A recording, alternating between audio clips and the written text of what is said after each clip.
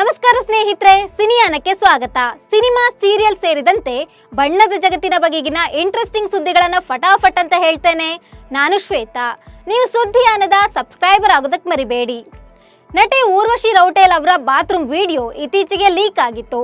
ಇದು publicity stunt ಇರಬಹುದು ಅಂತ ಎಲ್ಲರೂ ಊಹಿಸಿದ್ರು. ಈಗ ಹಾಗೆಯೇ ಆಗಿದೆ. ವೈರಲ್ ಆಗಿರುವ ಹಸಿ ಬಿಸಿ ದೃಶ್ಯ ರಿಯಲ್ ಅಲ್ಲ, ರೀಲ್ ಅಂತ ಗೊತ್ತಾಗಿದೆ. ಅದು ಸಿನಿಮಾದ ದೃಶ್ಯ ಎಂದು ಊರ್ವಶಿ ಒಪ್ಪಿಕೊಂಡಿದ್ದಾರೆ. ಘೂಸ್ಪೈತಿಯೇ ಸಿನಿಮಾದ ದೃಶ್ಯ ಲೀಕ್ ಆದ ಬಗ್ಗೆ ಅವರು ಮೊಸಳೆ ಕಣ್ಣೀರು ಹಾಕಿದ್ದಾರೆ. ಆದ್ರೆ ಜನರು ಇದನ್ನ ಒಪ್ಪಿಲ್ಲ. ಅನೇಕರು ಊರ್ವಶಿ ಅವರನ್ನ ಡ್ರಾಮಾ ಕ್ವೀನ್ ಅಂತ ಕರೆದಿದ್ದಾರೆ. ಗೋಲ್ಡನ್ ಸ್ಟಾರ್ ಗಣೇಶ್ ನಟನೆಯ ಕೃಷ್ಣಂ ಪ್ರಣಯ ಸಖಿ ಸಿನಿಮಾ ಹಾಡುಗಳ ಮೂಲಕವೇ ಭಾರಿ ಸೌಂಡ್ ಮಾಡ್ತಾ ಇದೆ. ಚಿತ್ರದ ಲೇಟೆಸ್ಟ್ ದ್ವಾಪರ ದಾಟುತ್ತ ಹಾಡಿಗೆ ಫ್ಯಾನ್ಸ್ ನಿಂದ ಭರ್ಜರಿ ರೆಸ್ಪಾನ್ಸ್ ಸಿಕ್ಕಿದೆ. ಈ ಹಾಡು ಈಗ ಸೋಷಿಯಲ್ ಮೀಡಿಯಾದಲ್ಲೂ ನಂಬರ್ 1 ಟ್ರೆಂಡಿಂಗ್ ನಲ್ಲಿದ್ದು, ನೆಟ್ಟಿಗರು ಈ ಹಾಡಿಗೆ ರೀಲ್ಸ್ ಮಾಡ್ತಾ ಇದ್ದಾರೆ. ಗೋಲ್ಡನ್ ಸ್ಟಾರ್ ಗಣೇಶ್ ಸಿನಿಮಾದ ಬಹುತೇಕ ಹಾಡುಗಳು ಹಿಟ್ ಆಗಿವೆ. ಮುಂಗಾರು ಮಳೆ ಸಿನಿಮಾದ ಹಾಡುಗಳು ಹಿಟ್ ಆದ ಬಳಿಕ ಅದೇ ತರದಲ್ಲಿ ಈಗ ಕೃಷ್ಣಂ ಪ್ರಣಯ ಸಖಿ ಚಿತ್ರದ ಹಾಡುಗಳು ಕೂಡ ಹಿಟ್ ಆಗಿವೆ. ಬಾಲಿವುಡ್ನ ಕ್ಯೂಟ್ ಕಪಲ್ ರಣಬೀರ್ ಕಪೂರ್ ಹಾಗೂ ಆಲಿಯಾ ಭಟ್ ಸದ್ಯ ಸಿನಿಮಾ ಕೆಲಸಕ್ಕಿಂತ ಜಾಸ್ತಿ ಮಗಳ ಪಾಲನೆಯಲ್ಲಿ ತೊಡಗಿಸಿಕೊಂಡಿದ್ದಾರೆ. ಈ ದಂಪತಿ ಮಗಳು ರಾಹಾ ಕಪೂರ್ ಜೊತೆಗೆ ಸುತ್ತಾಡಿದ್ದಾರೆ. ಇದೀಗ ರಾಹಾ ಪುಟ್ಟ ಪುಟ್ಟ ಹೆಜ್ಜೆಗಳನ್ನಿಡುತ್ತಾ ನಡೆಯುವ ಕ್ಯೂಟ್ ವಿಡಿಯೋ ಒಂದು ವೈರಲ್ ಆಗಿದೆ. ಅಪ್ಪ ರಣಬೀರ್ ಹೊರಕ್ಕೆ ಬರೋದನ್ನೇ ಈಕೆ ವೇಟ್ ಮಾಡ್ತಾ ಇರ್ತಾಳೆ. ಈ ವೇಳೆ ಪಾಪರಾಜಿಗಳ ಕ್ಯಾಮ್ರಾ ನೋಡಿ ರಾಹಾ ಮುದ್ದಾಗಿ ಪೋಸ್ಟ್ ನೀಡಿದ್ದಾಳೆ.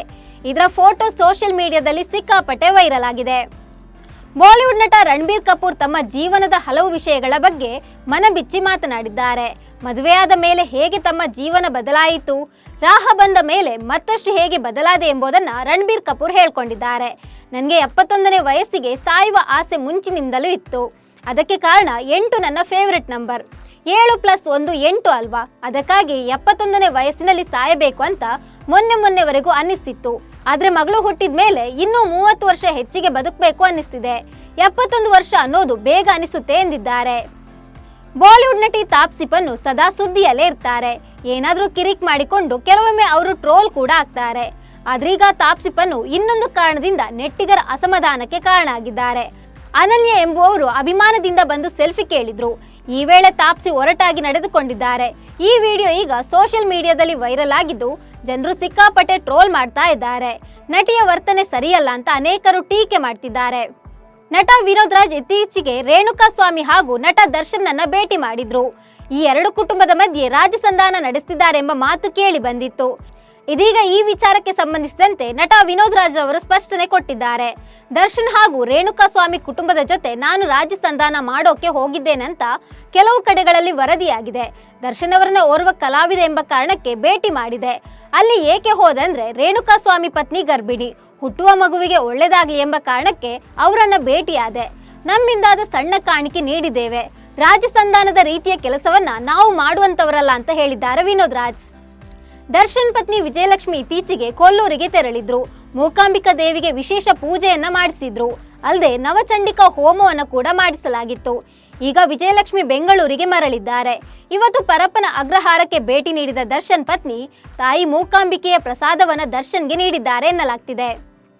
ಬಾಲಿವುಡ್ ನಟ ಸಂಜಯ್ ದತ್ಗೆ ಇವತ್ತು ಹುಟ್ಟುಹಬ್ಬದ ಸಂಭ್ರಮ. ಜನ್ಮದಿನದಂದೇ ಕೇಡಿ ಸಿನಿಮಾ ತಂಡ ಸಂಜಯ್ಗೆ ಸ್ಪೆಷಲ್ ಗಿಫ್ಟ್ ಒಂದನ್ನ ನೀಡಿದೆ. ಇವತ್ತು ಈ ಚಿತ್ರದಲ್ಲಿನ ಸಂಜಯ್ ದತ್ನ ಲುಕ್ ನ ರಿವೀಲ್ ಮಾಡಲಾಗಿದೆ.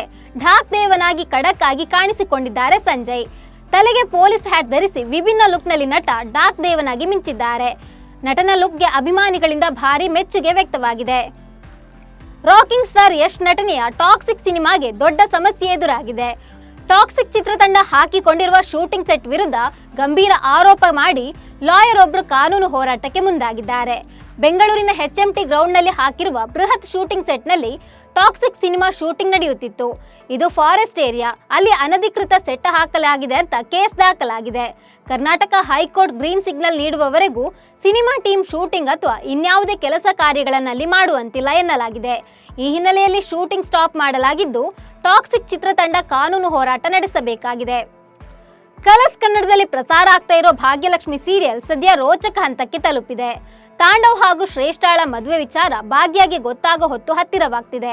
ತಾಂಡವ್ ಶ್ರೇಷ್ಠ ಕಳ್ಳಾಟವನ್ನ ಬಯಲು ಮಾಡಲು ಹಿತಾ, ಪೂಜಾ, ಸುಂದ್ರಿ ಹೊಸ ಪ್ಲಾನ್ ಮಾಡ್ತಿದ್ದಾರೆ. ಇತ ತಾಂಡವ್ ಕೂಡ ಭಾಗ್ಯ ಕೈಯಲ್ಲಿ ಒಂದೊಂದೇ ವಿಚಾರದಿಂದ ಸಿಕ್ಕಾಕೊಳ್ತಿದ್ದಾನೆ. ಇದೀಗ 2 ಮಕ್ಕಳ ತಂದೆಯನ್ನ ಶ್ರೇಷ್ಠ ಮದುವೆ ಆಗ್ತಿದ್ದಾಳೆ ಅನ್ನೋ ವಿಚಾರ ಭಾಗ್ಯಗೆ ಗೊತ್ತಾಗಿದೆ. ಶ್ರೇಷ್ಠ ಮದುವೆ ಆಗ್ತಿರೋದು ತನ್ನ ಗಂಡನನ್ನೇ ಅನ್ನೋದು ಭಾಗ್ಯಗೆ ಗೊತ್ತಾಗುತ್ತಾ ಅನ್ನೋದನ್ನ ವೀಕ್ಷಕರು ಕಾಯ್ತಿದ್ದಾರೆ. ಇವಿಷ್ಟು ಸಿನಿಯಾನದ ಹೈಲೈಟ್ಸ್. ನಮಸ್ಕಾರ.